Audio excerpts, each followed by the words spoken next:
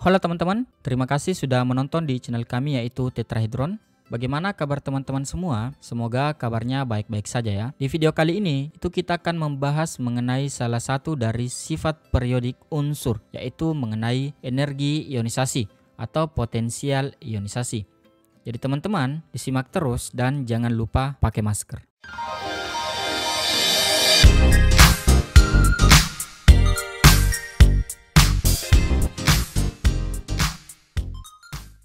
Nah, teman-teman, energi ionisasi atau potensial ionisasi itu adalah energi minimum yang diperlukan untuk melepaskan satu elektron terluar dari sebuah atom ataupun ion dalam wujud gas. Nah, yang perlu diperhatikan di sini itu adalah energi yang diperlukan. Karena energi diperlukan dalam proses ionisasi, artinya reaksinya adalah reaksi endoterm atau reaksi yang membutuhkan energi. Nah, karena reaksinya endoterm, artinya semua energi ionisasi itu bernilai positif karena prosesnya memerlukan energi. Oke, contohnya yaitu proses ionisasi dari atom natrium dalam wujud gas membentuk ion natrium dalam wujud gas yang membutuhkan energi sebesar 495 kJ per mol. Nah, tanda 1 di sini artinya ini adalah tahap ionisasi pertama dari atom natrium membentuk Na+. Nilai energi ionisasi itu bergantung pada dua faktor. Faktor yang pertama yaitu ukuran sebuah atom. Makin besar ukuran sebuah atom, makin lemah tarikan elektron terluar terhadap inti. Nah, yang perlu teman-teman ingat adalah peran inti terhadap elektron terluar itu menarik elektron terluar. Makin besar sebuah atom, artinya jarak dari inti ke elektron terluar itu makin jauh. Nah, hal ini menyebabkan semakin mudah elektron terluar itu untuk dilepas. Kemudian faktor yang kedua, muatan inti efektif.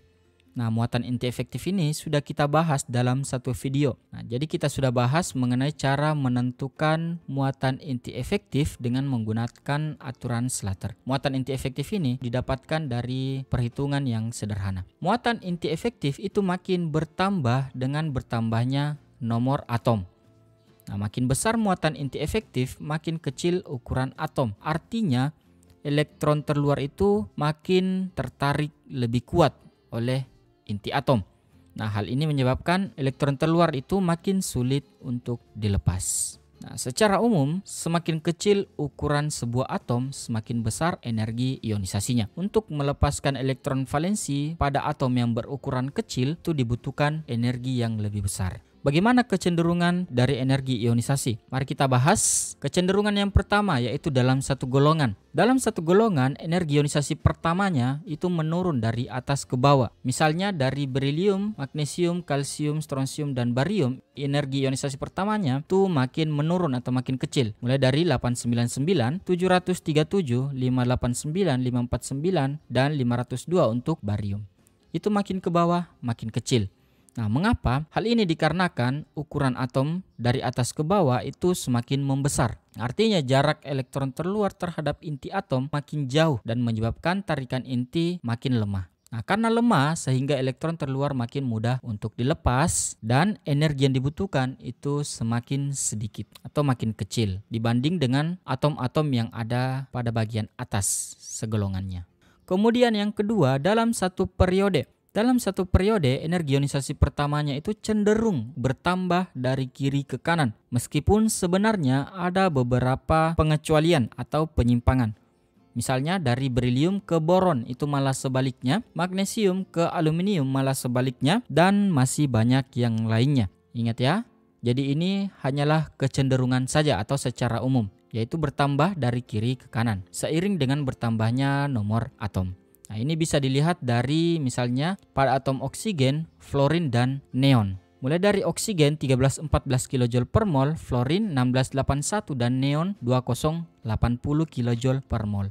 Jadi dari kiri ke kanan itu makin besar. Nah, kalau kita perhatikan dalam setiap periode, maka golongan-golongan logam alkali itu memiliki energi ionisasi paling rendah. Dan kalau kita perhatikan, energi ionisasi dari golongan gas mulia itu selalu lebih besar dibanding dengan yang lainnya. Nah, mengapa dari kiri ke kanan makin besar? Itu dikarenakan makin bertambahnya muatan inti efektif yang menyebabkan tarikan inti terhadap elektron terluar itu makin kuat dan elektron makin sulit untuk dilepas. Energi yang dibutuhkan makin besar. Nah, ini juga bisa dilihat makin ke kanan ukuran atom itu makin kecil. Ingat bahwa makin kecil ukuran atom, makin sulit elektron terluarnya untuk dilepas sehingga dibutuhkan energi yang lebih besar. Kemudian yang ketiga, kecenderungan golongan utama, yaitu golongan-golongan yang berakhir di subkulit S dan P. Itu memperlihatkan rentang perbedaan energi ionisasi yang cukup besar daripada logam transisi yang berakhir pada subkulit D dan F. Nah, secara umum energi ionisasi logam transisi dari kiri ke kanan itu meningkat secara perlahan. Nah, kalau kita lihat energi ionisasi tahap pertama dari golongan utama, misalnya pada O lagi, oksigen dengan fluorin, gapnya itu agak jauh. Ya, 1314 ke 1681, gapnya itu agak jauh, perbedaannya agak jauh ya, sekitar 200-an ya, 200 kilojoule. Itu lumayan ya, itu lumayan. Nah, kalau kita bandingkan dengan logam transisi, energi ionisasinya itu makin ke kanan itu naiknya perlahan, tidak sebanyak pada golongan utama ya, mungkin beda-beda sedikit, tidak sampai 100 kah atau 50. Kebetulan saya tidak perlihatkan di sini ya. Nah, data ini saya dapatkan dari textbook Inorganic Chemistry 6 edition, jadi edisi ke-6 pada tahun 2014 oleh Duarte Schrijver, Tina Overton dan Mark Weller. Teman-teman bisa dapatkan di mana saja ya. Untuk atom-atom berelektron banyak, elektron paling mudah dilepas adalah elektron terluar. Jadi kebanyakan atom itu memiliki elektron terluar lebih dari satu. Kalau atomnya memiliki elektron terluar lebih dari satu, berarti akan ada pelepasan elektron lebih dari satu. Misalnya aluminium 13 yang memiliki elektron terluar itu sebanyak 3 pada subkulit S dan P, di mana terdapat 3 elektron terluar, yaitu berasal dari 2 elektron dari subkulit S dan 1 elektron dari subkulit P. Nah, ini disebut dengan elektron terluar. Sedangkan elektron yang ada di bagian kiri ini disebut dengan elektron bagian dalam, elektron kulit dalam. Nah, berarti aluminium itu mampu melepaskan 3 elektron terluarnya dalam 3 tahap. Yang pertama, aluminium dalam wujud gas mampu terionisasi membentuk Al+ dalam wujud gas dengan bantuan energi sebanyak 577 kJ per mol. Kemudian Al+ lagi terionisasi kembali menghasilkan Al2+ dalam wujud gas dan membutuhkan energi sebesar 1816 kJ per mol. Kemudian Al2+ lagi itu terionisasi membentuk Al3+. Energi yang dibutuhkan sebesar 2744 kJ per mol. Nah, ini adalah energi ionisasi ketiga. Sebelumnya itu energi ionisasi kedua dan yang pertama itu energi ionisasi pertama. Nah, apa yang bisa kita simpulkan?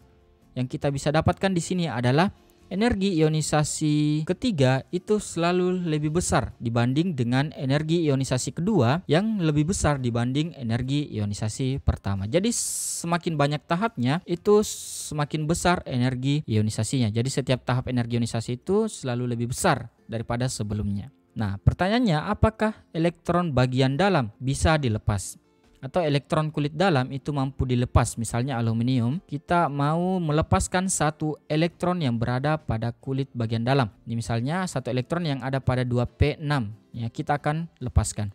Nah, jawabannya adalah bisa. Tetapi energi yang dibutuhkan, yaitu energi ionisasi keempat, itu membutuhkan energi yang luar biasa besar, yaitu 11.574 kJ per mol. Jadi sangat besar perbedaan dari tahap energi ionisasi ketiga ke tahap energi ionisasi keempat.